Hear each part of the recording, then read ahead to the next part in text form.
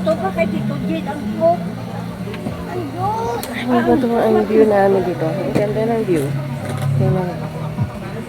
CD, oh. Yes na, lagyan natin.